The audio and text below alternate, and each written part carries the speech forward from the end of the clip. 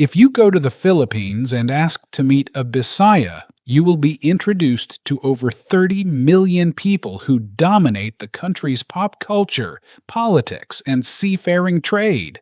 But if you go to Borneo, specifically Sarawak or Brunei, and ask to meet a Bisaya, you might just be introduced to a water buffalo. Welcome to the Great Bisaya Confusion. It is one of the strangest identity mysteries in Southeast Asia. We have two groups of people separated by the Sulu Sea who call themselves the exact same name. But here is the catch. They speak different languages. They practice different religions. And if I say the word Bawang to a Bisaya in Cebu, they will hand me this garlic. But if I say Bawang to a Bisaya in Borneo, they will point me to the river.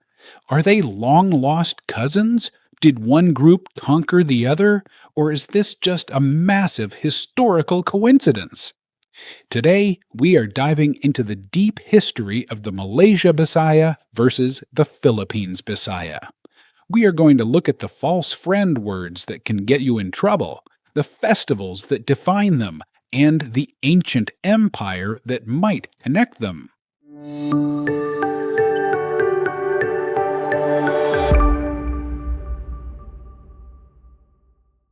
Okay, let's start with the elephant in the room, or rather, the Vishaya in the room.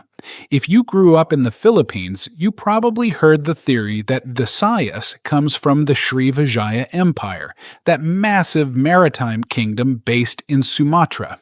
It makes sense, right? Visaya sounds like Vijaya. It sounds cool, it sounds powerful. But science says no. Most modern linguists, like Eugene Verstraelen, point out a major flaw. In the evolution of languages, the Sanskrit V usually becomes a B in the Philippines, and the J becomes a D or R. So, Vijaya should have become Bidaya or Biraya, not Bisaya. So, where did the name come from? Let's look at the Borneo side. The Bisaya people of Sarawak and Brunei have a legend. They say that centuries ago, the Sultan of Brunei visited their lands. He saw the lush rivers, the fertile soil, and the friendly people, and he exclaimed, Bisaya, which literally means, how beautiful, in the local dialect. Over time, they became the beautiful people. It's a lovely story. But across the sea, in the Philippines, the story gets darker. When the Spanish arrived in the 1500s, they found that the Tagalogs used the word Bisaya to refer to slaves. Yeah, harsh. But before you get canceled, history context is needed. This wasn't about race, it was about war. The Visayans, or Pintados, or Painted Ones, were fierce sea raiders. They raided Luzon. Luzon raided them. If you were a Bisaya in a Tagalog village, it usually meant you were a captive from the south. The most likely scientific answer? It comes from the Sanskrit word Vishaya, which simply means dominion or territory. Think about it. In the 1500s, the Sultan of Brunei was a powerhouse. If you lived under his Vishaya, his dominion, you were a subject. Whether in Borneo or Panay, you were people of the dominion. I want to hear from you guys. If you are Bisaya, from the Philippines or Borneo, what were you told the name means? Did your grandparents tell you the beautiful story or the Vijaya story? Drop a comment below. I'm reading the first 100 comments. Welcome to the False Friends quiz. We know that the Bisaya of Borneo and the Bisaya of the Philippines are cousins, but they've been living in different houses for 1,000 years. If you go to the other side and start speaking, you might get laughed at or slapped. Let's play. Round 1. The birds and the ants? In Cebuano Bisaya, Langgam means bird, but in Tagalog and many Malay-influenced dialects, Langgam means ant.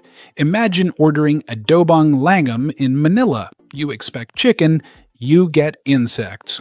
Round 2. The chicken paradox. In the Philippines, manok is chicken.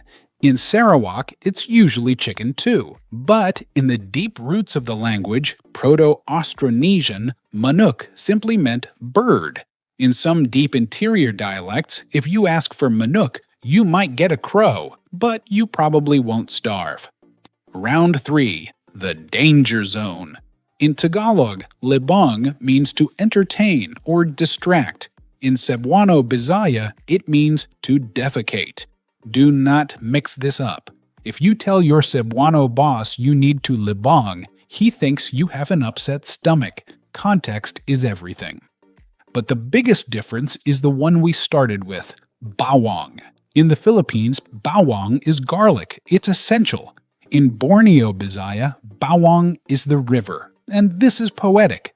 For the Philippine Bisaya, the culture moved to the land, to agriculture. For the Borneo Bisaya, the culture stayed with the water. Study this table. It might save your life, or at least save you from a very awkward dinner conversation. We have lists for days, but let's move on to something louder. The festivals. If you want to know a person's soul, look at how they celebrate. In the Philippines, the Bisaya identity is synonymous with Sinulog.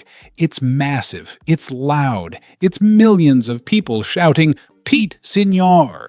It celebrates the acceptance of Catholic Christianity.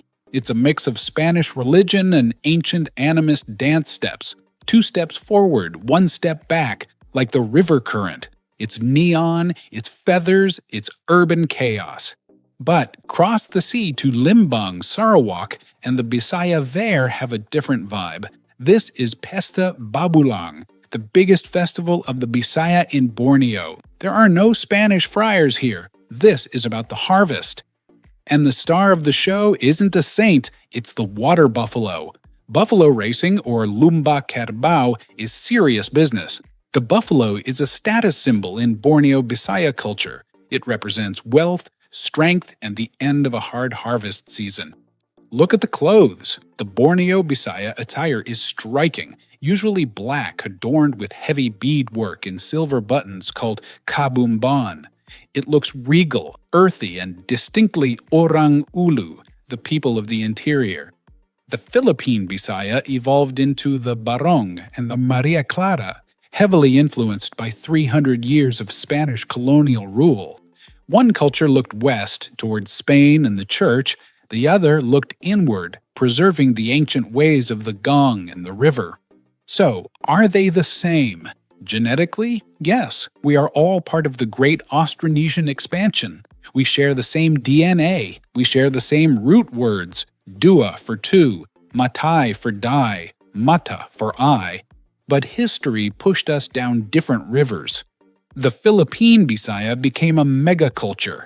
They absorbed influences from Spain, America, and China, spreading to Mindanao. The Borneo Bisaya remained a tight-knit indigenous community, sandwiched between the Malay sultanates and the Dayak interior. But here is the beautiful thing.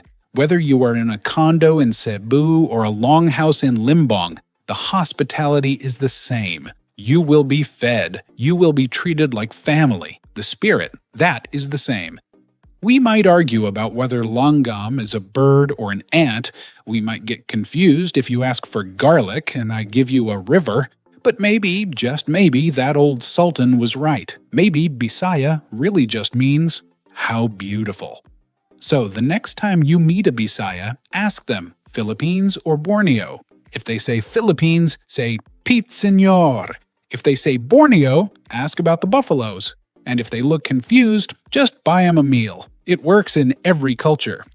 But there is a group of people who lived between these two cousins, the warriors who ruled the Sulu Sea, the Tausug. That is a story for the next video. Hit that like button so hard it shakes the coconut trees. I'm Ping.